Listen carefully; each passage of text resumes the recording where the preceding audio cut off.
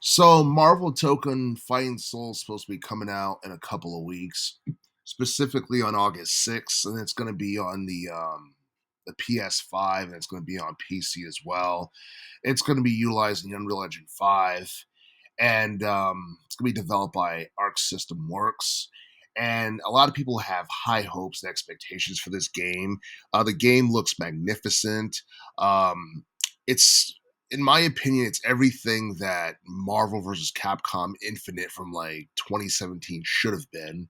And and I don't know. I feel like this is a game that has the potential to be one of the best selling games of 2026 because there's not too many high profile fighting games I know of that really came out this year.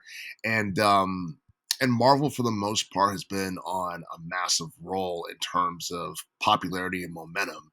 And the reason I say that is because you look at Marvel and you look at DC, you hardly hear anything big about DC. In fact, a lot of people are wondering what the future of DC is going to be, especially with everything going on with like Warner Brothers right now. And you look at like Marvel in general, you look at Marvel Rivals, which came out back in September of last year. It has done really well in terms of, I guess, commercial success, and it's been really popular with gamers. And the reason I say that is because ever since it came out, it managed to surpass like 40 million players worldwide. And that's a huge, huge feat for a game that hasn't even been around for a full year yet. And and yeah, I honestly feel like Marvel Token Fighting Souls is going to ride that wave of momentum created by Marvel Rivals, and you look at some of the features regarding this game. You look at the graphics, the gameplay. It reminds me a lot of Dragon Ball Fighters from.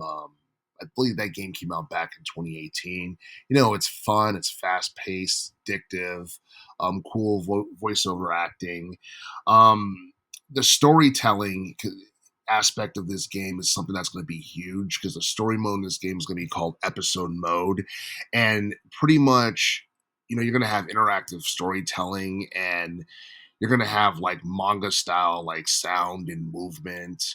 And I guess like the story sections are supposed to play out like a comic book, which is something I feel like was lagging in um and yeah, in the last Marvel versus Capcom game that we got years ago. And with this like being a thing, Marvel Token being a thing, it makes me wonder whether or not we're ever going to get another Marvel versus Capcom game, because I honestly feel like this would have been like perfect for a Marvel versus Capcom game, but instead it seems like we're getting Marvel versus Marvel, just a plain Marvel game for the most part. But I feel like I don't know. I feel like with Marvel and Capcom, it's kind of hard to tell a story that makes sense, because I remember the story mode in the Marvel vs. Capcom Infinite game all those years ago.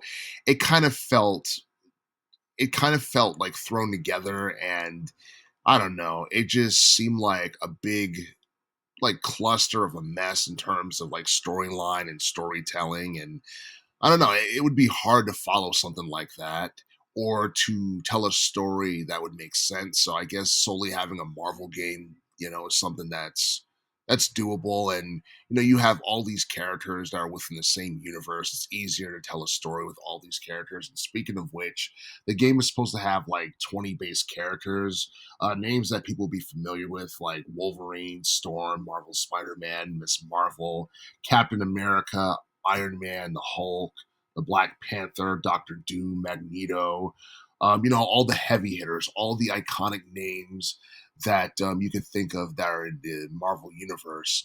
And this isn't the only major Marvel game that we're getting this year. We're supposed to be getting Marvel's Wolverine game a little bit later this year as well. But I honestly feel like this year is definitely going to be a huge Marvel year. And I do feel like the game has the potential to do, like, in my opinion, anywhere between, I guess, 3 to 5 million in terms of overall sales within the first like couple of months or so.